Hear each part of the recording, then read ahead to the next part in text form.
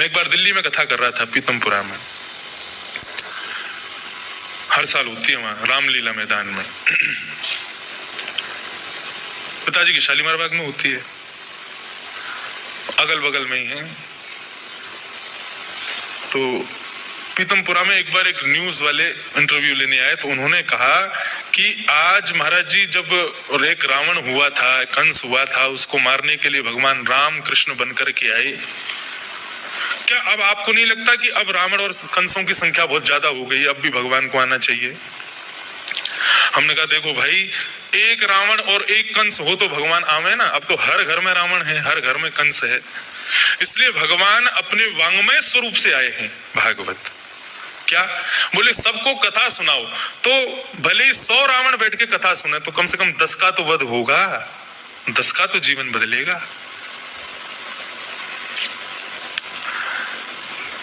तो कलयुग में शस्त्र की आवश्यकता नहीं है, शास्त्र की आवश्यकता है। यहां ब्रह्म क्या है? शब्द ही ब्रह्म है। कलयुग में सामने वाले व्यक्ति को अत्यंत प्रसन्नता भी मेरे शब्द कर देंगे, और सामने वाले को शस्त्र उठाने पर मजबूर भी मेरे शब्द कर देंगे। तो शब्द ही ब्रह्म है। शब्द की इतनी ताकत, शब्द की इतनी ताकत है कि किसी व्यक्ति को आपने अपशब्द कह दिया तो फांसी से लटक के अपनी जान दे देता है, शब्द सुन करके केवल। और शब्द की इतनी ताकत है कि अंगुली माल जैसा दुष्ट व्यक्ति भी बुद्ध भगवान का सेवक हो गया। बुद्ध भगवान जा रहे थे, तो गांव से निकल रहे थे, तो एक गांव के लोगों ने कहा आप इस पर्वत पर मत जाना। क्यों? बोले वहां एक अंगुली माल नाम का एक डाकू रहता है। बोले क्या करता है? बोले लोगों की उंगली काट करके और अपने माला में पहन लेता है, इसलिए उसका नाम उंगली माल है। और उंगली काट के माला में पहनता है, आदमी को मार देता है।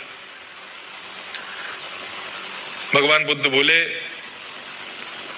हम केवल उसी रास्ते से जाएं जहां सज्जन रहते हैं, तो हमारी संतत्व किस काम का? हम उस रास्ते से जाएं तो दुर्जन रहते हैं और वो दुर्जन संत बन जाएं, सज्जन बन जाएं, यही तो हमारा संतत्व है। यदि आप भागवत के और धर्म के ग्रंथों के प्रवक्ता बने हो, तो केवल माला पहनने के स्वीकार, माला पहनने के अधिकारी आप हो, ऐसा विचार मत करना।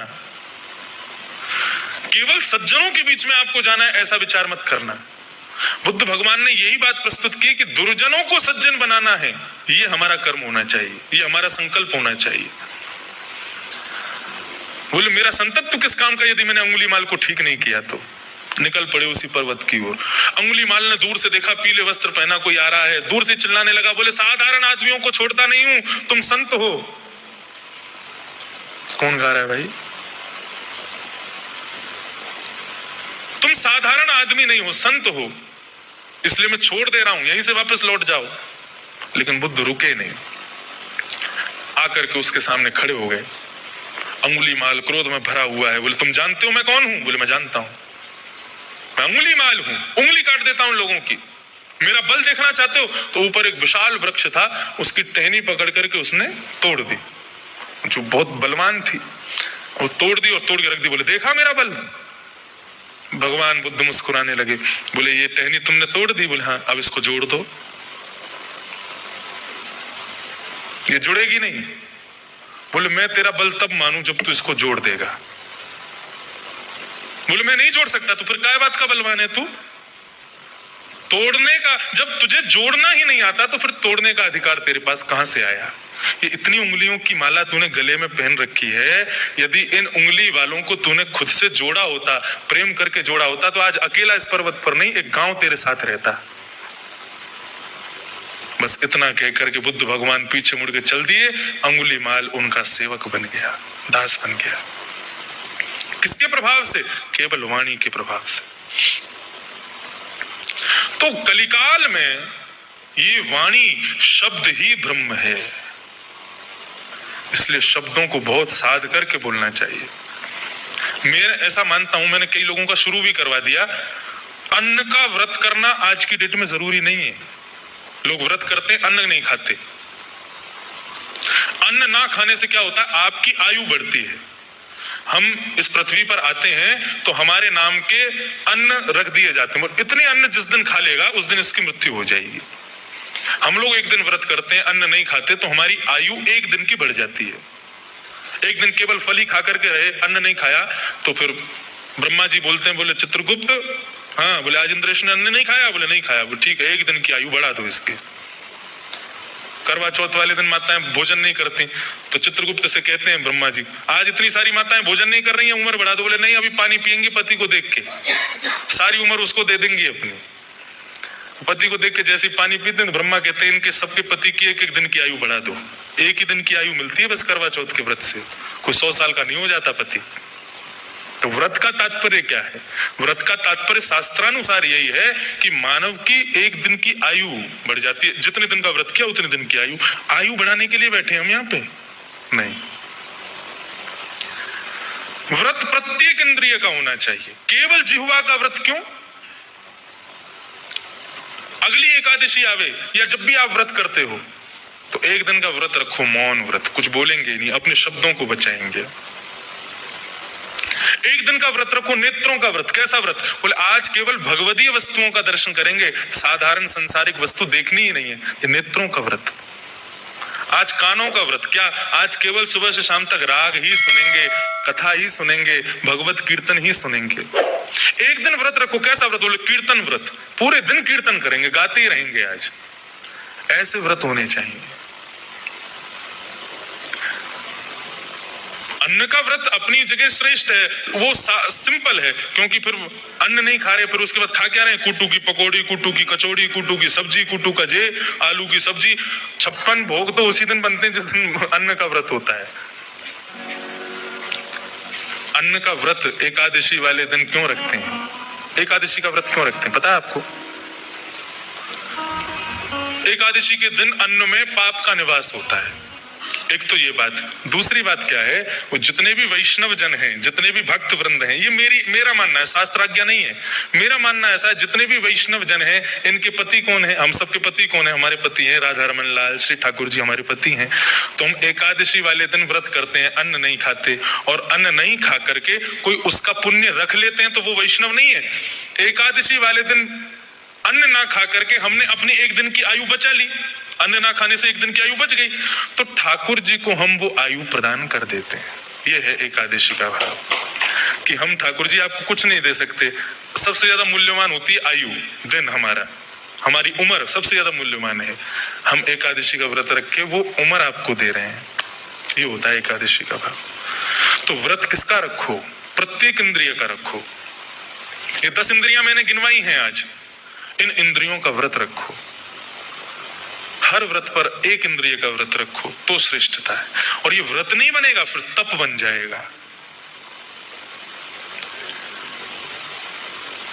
तो राजा कौन है? परीक्षित। परीक्षित के राज्य में कोई भी गलत काम नहीं होते, सब अच्छा होता है। राजा परीक्षित का विवाह हुआ, जन्मेजय आदि पुत्र हुए। एक दिन अपने राज्य में कोई कष्ट से तो नहीं है ये देखने के लिए राजा निकले। तभी उन्होंने देखा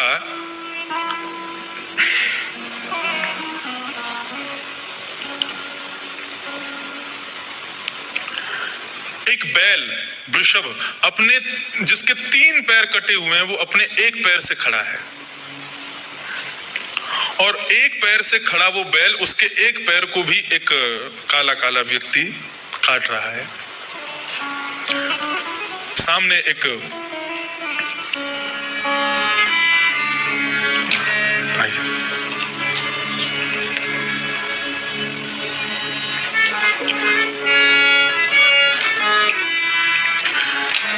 व्यक्ति उसके पैर को काट रहा है। तभी परीक्षित महाराज ने देखा मेरे शासन में हिंसा हो रही है। तुरंत अपनी तलवार निकाल करके मारने पहुंचे तो वो शरणार्थी हो गया। शरणार्थी से पूछा तुम कौन हो? बोले मैं कलयुग हूँ। बोले तुम कहां से आ गए? बोले महाराज सतयुग जाता है, त्रेता आता है, त्रेता जाता है, द्वापर आता है, अब द्वापर गया, अब मेरी बारी है। कब गया द्वापर? बोले जिस दिन योगेश्वर कृष्ण अपने लीला पूरी करके गए उसी दिन मैं आ गया, तब से आया हुआ।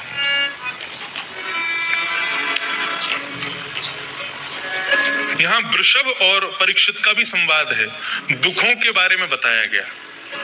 वृषभ से, उस बैल से परीक्षित ने पूछा ये आपको दुख कौन दे रहा है, कष्ट कौन दे रहा है? तब वृषभ कहते हैं कि परीक्षित तुम खुद विचार करो, तुम प्रश्न क्या कर रहे हो? मानव को कष्ट कौन देता है, दुख कौन देता है, ये मानव खुद नहीं जानता। आज पूछो आज दुखी क्यों हो? आज सुबह भोजन अच्छा नहीं था। आज दुखी क्यों हो? रात में सोया नहीं था। कल दुख का कारण थी सब्जी, आज दुख का कारण था बिस्तर।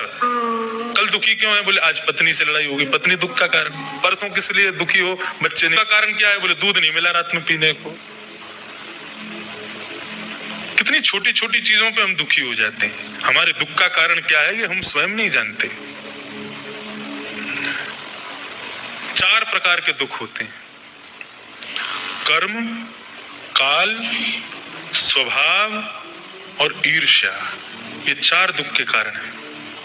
पहला दुख का कारण क्या है? कर्म। आप जैसा करोगे आपको भोगना पड़ेगा, चाहे वो कैसा भी क्यों ना हो।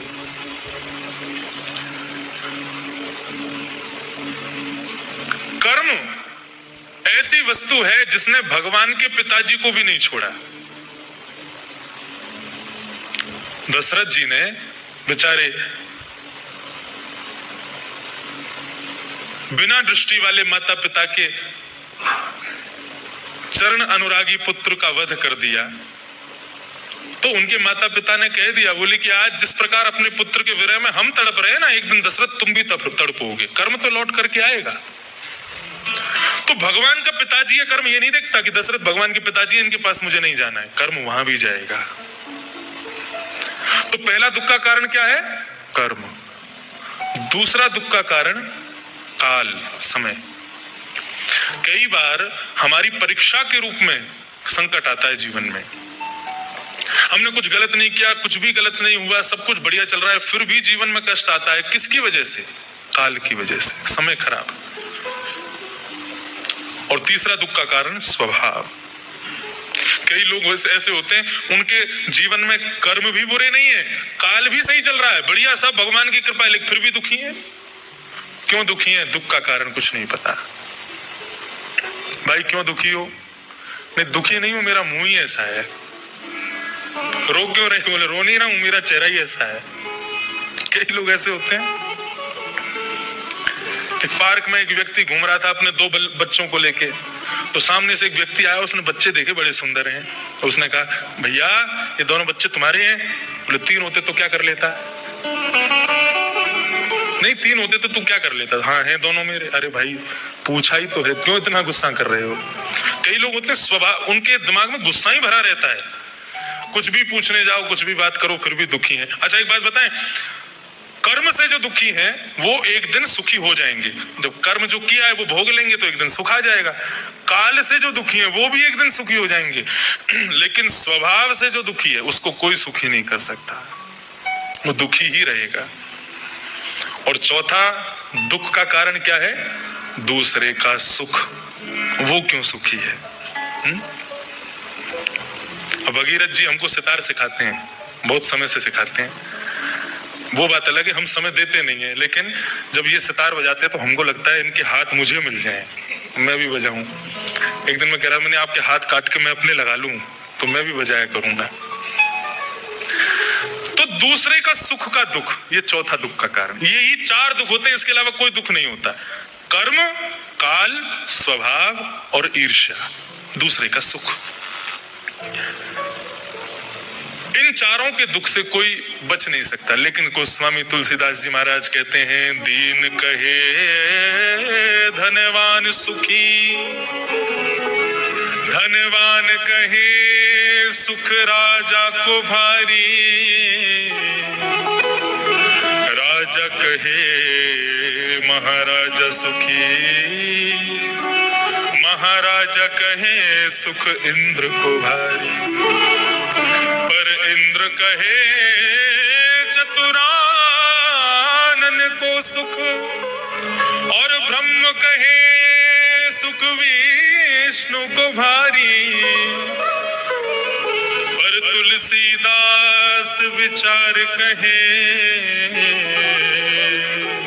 हरि भजन बिना सब जीव दुखारे। जो हरि का भजन नहीं करता वो दुखी रहेगा। इसलिए अपने कर्म में, अपने काल में, अपने स्वभाव में, जिस देश में, जिस वेश में, परवेश में रहो, राधा रमण, राधा रमण, राधा रमण कहो। आइए, जिस देश में, जिस वेश में, परिवेश में रहो,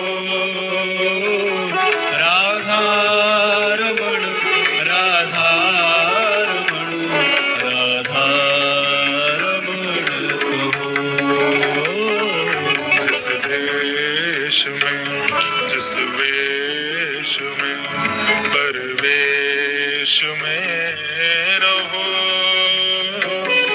राधा रमण, राधा रमण, राधा रमण कहो।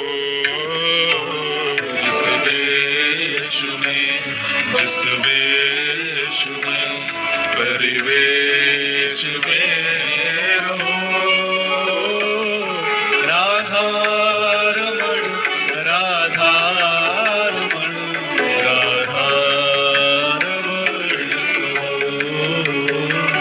जिस रंग में, काले हो गोरे हो कोई इस पर फर्क नहीं पड़ता है, अमीर हो निर्धन हो कोई फर्क नहीं पड़ता, देश में रहते हो विदेश में रहते हो कोई फर्क नहीं पड़ता, सब आपके हाथ में है। आप जब लेना चाहो, राधा रमण नाम बोलने में कोई पैसा नहीं लगता है, कोई टैक्स नहीं लगता, कहीं खरीदने नहीं जाना पड़ता है, फ्री है।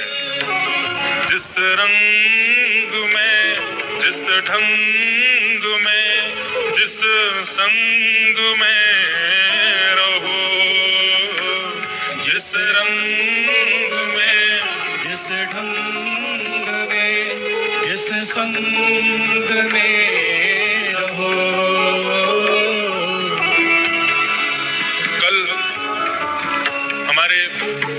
मेरे साथ में मेरे भाई आए हैं, कजन ब्रदर, तो वो बोले कि भाई हम दिल्ली पढ़ते हैं लेकिन वहां पर भजन करना बड़ा मुश्किल होता है, वहां के बच्चे ऐसे हैं, वहां के ऐसे हैं, वहां के मतलब थोड़ा माहौल दिल्ली का है ही है, विचित्र है, सबसे विचित्र है दिल्ली का पूरे भारत में। दिल्ली और बम्बई ये मुझे बिल्कुल पसंद नहीं है, वहां के लोग विचित्र हैं। बम्बई में एक बार कथा हो रही थी तो हम जहाँ रुके थे वहां पार्क में झूले लग रहे थे। अब मुझको शौक है, कथा के बाद मैं थोड़ा घूमने निकलता हूँ या कुछ आनंद मस्ती करता ही हूँ। हमारे सारे पंडित बेचारे वहां पार्क में घूमने लगे तो पुलिस आ गई। क्यों? बोले बिल्डिंग के किसी ने फोन करके कंप्लेन कर दी है कि ये पंडित बच्चों के झूलों पर झूल रहे हैं।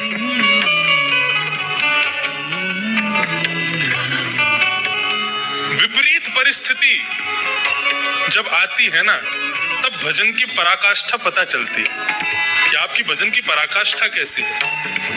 विपरीत परिस्थिति आती है तभी तो आप क्या हैं वास्तव में, वही तो तभी तो पता चलेगा। कीचड़ में ही कमल उगता है, शुद्ध जल में कमल कभी नहीं दिखाई देता। विपरीत परिस्थिति में ही भगवत स्मरण करो तो आपकी पराकाष्ठा, तो आप प्रगाढ़ बनेंगे, आप श्रेष्ठ बनेंगे। कॉलेज पढ़ते हो, दिल्ली यूनिवर्सिटी में पढ़ते हो, कहीं पढ़ते हो, अपना तिलक रोज लगा के जाओ। Good morning, good night, good afternoon, whatever you are saying, but also say जय श्री कृष्ण। एक बार दो बार हंसी उड़ेगी, तीसरे बार से वो भी जय श्री कृष्ण बोलेंगे। अपने आप को आप जैसा बनाओगे माहौल वैसा बनेगा। श्री प्रहलाद जी महाराज दैत्यों के बीच में रहते थे और दैत्य बालकों के गुरुकुल में पढ़ते थे, लेकिन वहां पढ़ करके भी उन्होंने नृसिंह भगवान को प्राप्त कर लिया। जिस संग में रहो, जिस रंग में, जिस ढंग में, जिस संग में रहो, राधा रमण, राधा रमण, राधा रमण कहो। जिस देश में, जिस वेश में, परवेश में रहो,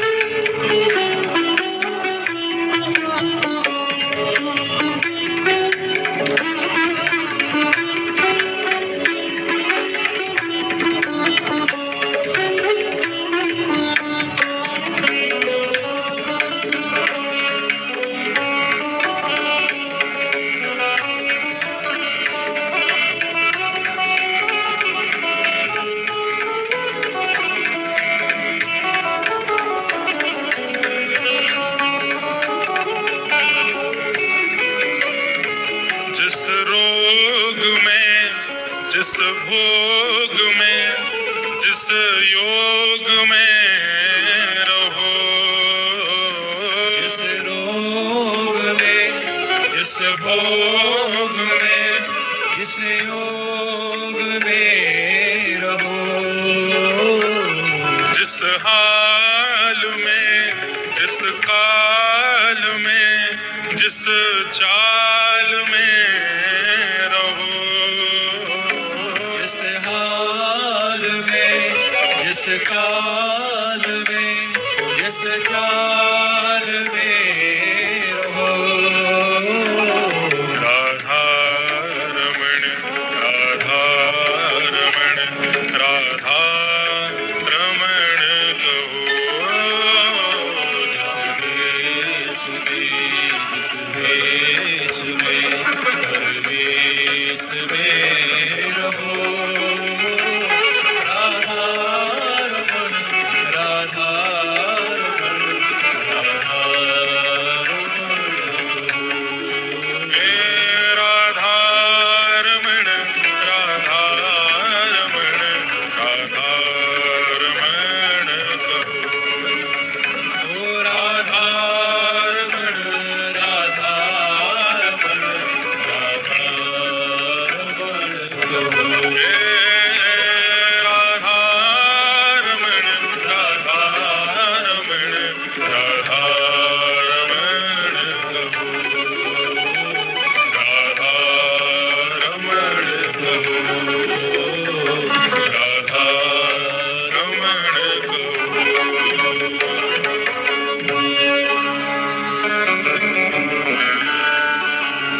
जीवन की स्थिति कैसी भी हो, लेकिन भगवत विस्मृति करोगे तो दुख का अनुभव होगा। ऐसा नहीं है कि भगवत स्मृति के बाद दुख नहीं आएगा, दुख आएगा लेकिन अनुभव नहीं होगा, पता नहीं चलेगा।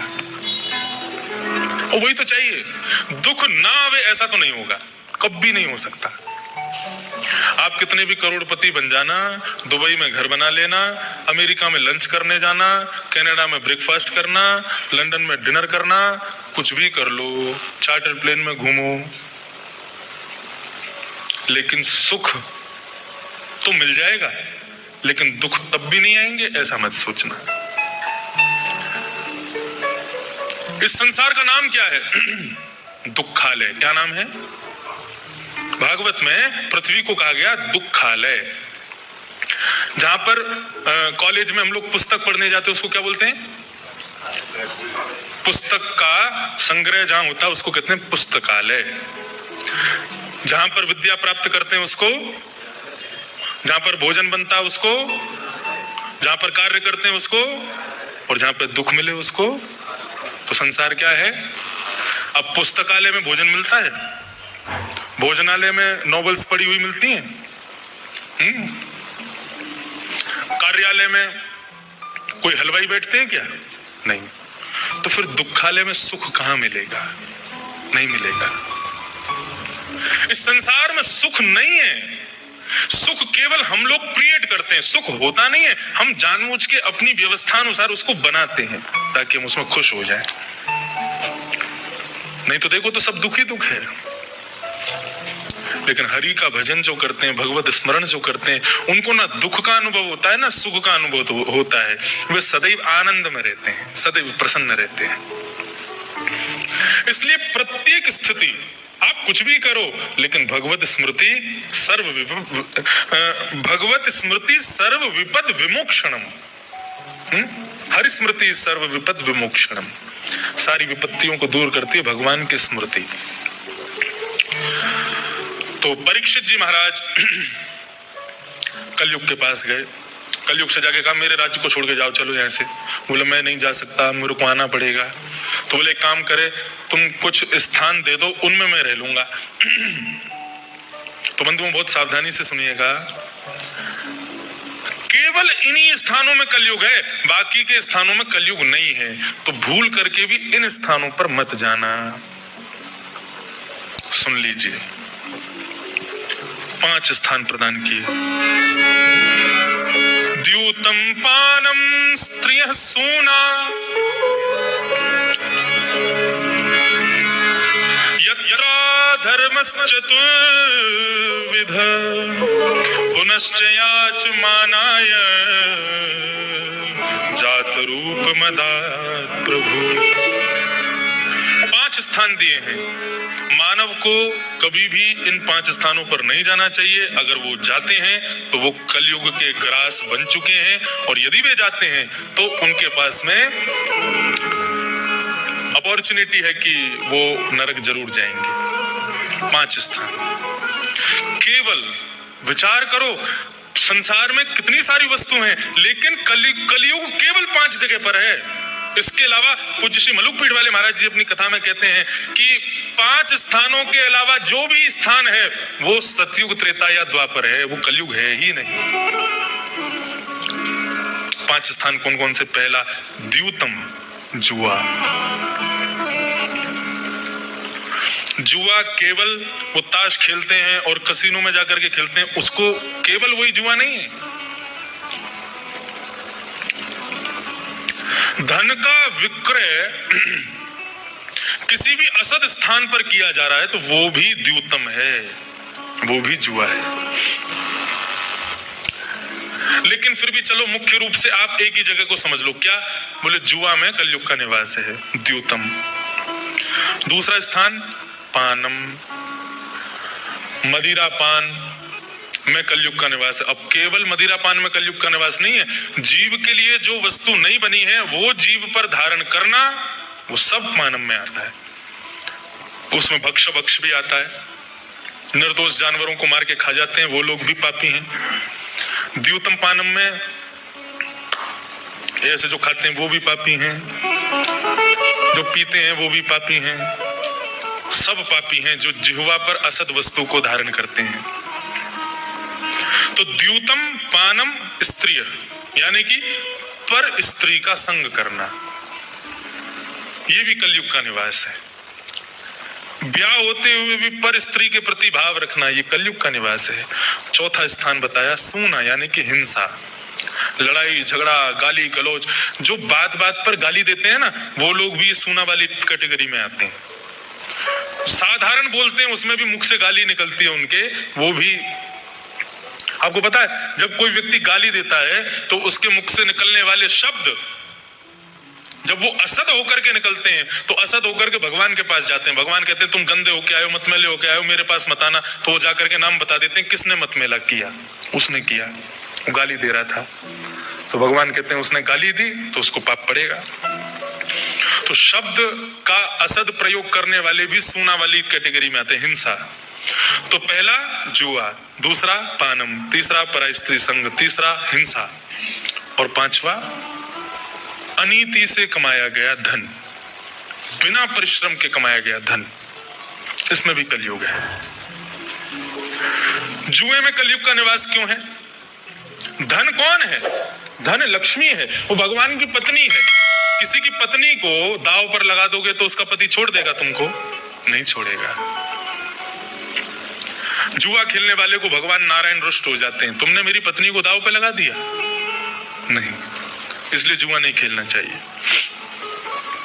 पानम, पानम में कलयुग का निवास क्यों है? जिह्वा सरस्वती का आसन है, यहाँ पर सरस्वती विराजती है।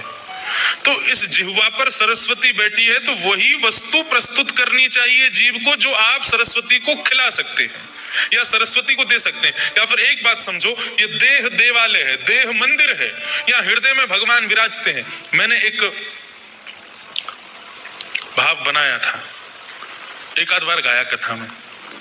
तन तो मंदिर है, मन है वृंदावन, मन के वृंदावन में बसे हैं श्री राधा रमन। तन तो मंदिर है, मन है वृंदावन, मन के वृंदावन में बसे हैं श्री राधा रमन। राधा रमन प्यारो, राधा रमन, राधा रमन प्यारो, श्री राधा रमन।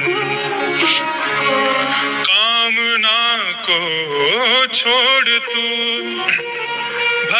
इसी पथ पे चल, वासना में क्यों बंधे आरती सजल,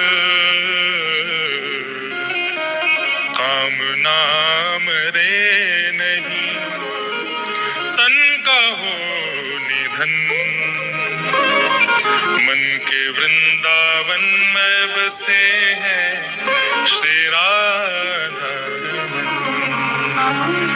तन देवालय है, तन मंदिर है, और इस तन के मंदिर में भगवान बैठे हैं, तो फिर वही वस्तु प्रस्तुत करो इस तन को जो आप भोग लगा सकते हो भगवान को। भक्ष भक्ष खा करके इस तन को, इस मंदिर को कब्रिस्तान मत बनाओ। आदमी मंदिर में कभी सिगरेट पीता है?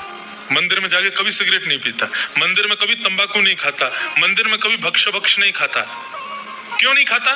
बोले भगवान का मंदिर है। अरे ये मंदिर इंसान ने बनाया, तेरा शरीर भगवान ने बनाया, फिर भी उसमें सब खाता है। इंसान के बनाए हुए मंदिर में इतनी पवित्रता, और भगवान ने जो शरीर बनाया उसको पूरी तरीके से अपवित्र कर रखा है हमने। तो दूसरा पाप का कारण कलयुग का निवास क्या है? भक्ष भक्ष का सेवन, पानम। तीसरा परस्त्री गमन। चौथा हिंसा। हिंसा चाहे वाणी से कर रहे हो, चाहे मन से कर रहे हो, चाहे कर्म से कर रहे हो, तीनों हिंसा श्रेष्ठ मानी जाती है, नहीं करनी हिंसा। और पांचवा स्थान है अनीति का धन।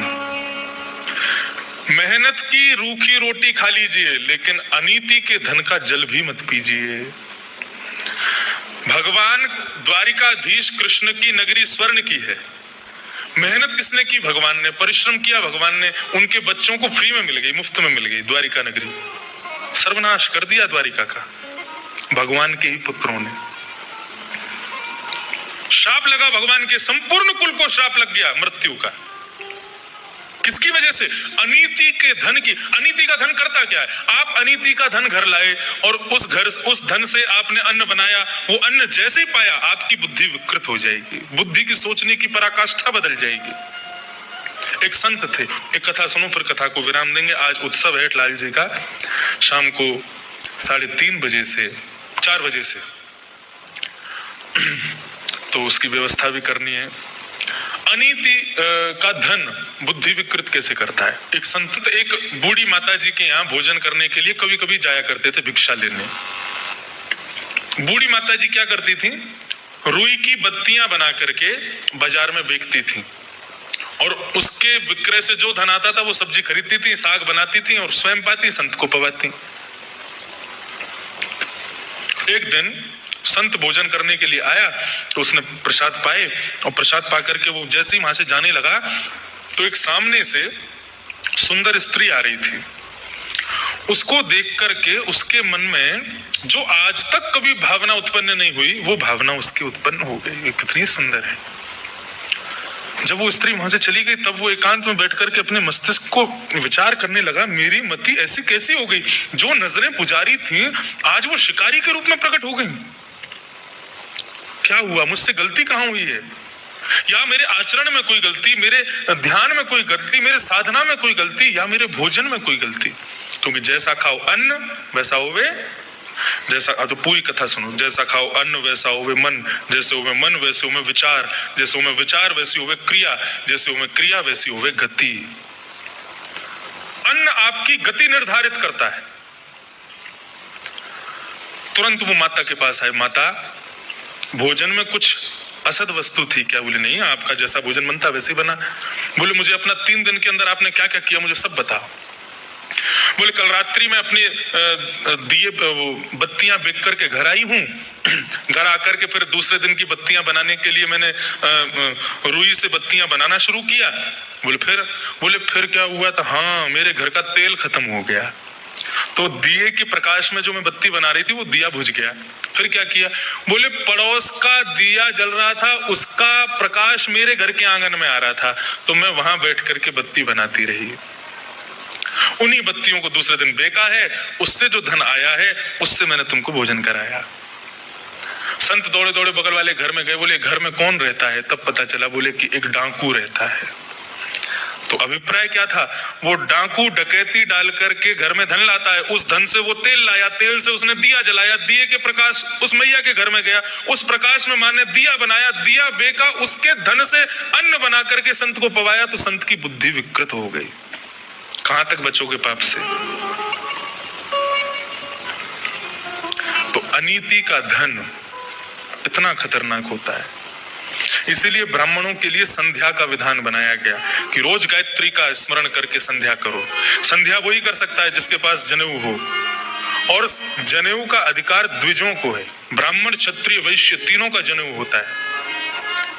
लेकिन संध्या में कुछ प्रकार हैं, वो ब्राह्मण कर सकते हैं, बाकी के प्रकार और लोग करें तो संध्या के प्रकार से ये जो दोष आते हैं ये सारे दोष मिट जाते हैं। अगमर्षण का जल होता है संध्या में, वो अगमर्षण का जल ऐसे अपनी नासिका से श्वास छोड़ करके उसको हाथ के नीचे से पीछे फेंका जाता है। वो जल यदि किसी वृक्ष पर गिर जाए तो वृक्ष सूख जाएगा।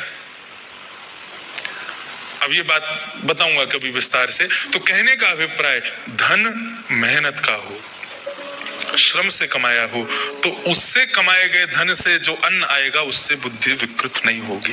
5 स्थान पुनः याद कर लीजिए। द्यूतम जुआ, पानम मदिरा पान आदि, स्त्री पराई स्त्री संग, सोना यानी कि हिंसा, और अनीति का धन। ये 5 काम जो कभी नहीं करता वो व्यक्ति कलयुग में है ही नहीं, वो सतयुग में है, ये निश्चित है। इस प्रकार ये 5 स्थान कलयुग को दिए।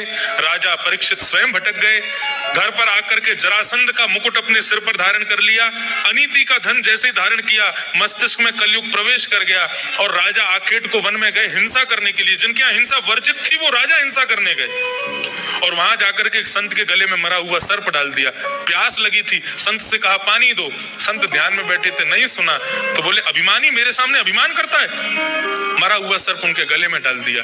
कुछ बालकों ने ये दृश्य देख लिया, और ये दृश्य देख करके उन संत के पुत्र को बता दिया। संत के पुत्र ने हाथ में जल लेकर के श्राप दे दिया, मैं राजा परीक्षित को श्राप देता हूं, आज के 7वें दिन उसको तक्षक सर्प डस देगा, उसकी मृत्यु हो जाएगी। इस प्रकार राजा परीक्षित को शाप लगा। संत ने अपने शिष्य को भेजा, जाकर के राजा को बता दो कि उनके जीवन के केवल 7 दिन बचे हैं। राजा ने घर आकर के जैसे मुकुट उतारा तो मन में विचार करने लगे, राम राम मैंने क्या कर दिया, संत के गले में मरा हुआ सर्प डाल दिया। अपनी पत्नी से कहने लगे मेरी भुजाएं कट क्यों नहीं गई, मेरा राज्य अभी तक जल क्यों नहीं गया, मैं शाप क्यों नहीं लगा, मुझे इतना बड़ा अपराध किया मैंने। तभी उस संत के शिष्य ने आकर के कहा, महाराज आपके जीवन के 7 दिन बचे हैं, अपनी मुक्ति का उपाय खोज लो। शमीक ऋषि के पुत्र श्रृंगी ने आपको शाप दिया है। ये बात सुन करके राजा परीक्षित को गुस्सा नहीं आया, ना ही वे दुखी हुए। अपने पुत्र को राज्य गद्दी बैठा करके वे गंगा के किनारे जाकर के बैठ गए। समस्त संतों ने आकर के समाधान बताया, लेकिन किसी का समाधान भाया नहीं। तब श्री सुखदेव जी महाराज ने आकर के उनको भागवत की कथा सुनाना प्रारंभ किया। क्यों सुनाई भागवत की कथा, कैसे सब भूमिका प्रारंभ हुई, ये हम लोग कल सुबह 9 बजे से श्रवण करेंगे। विराजमान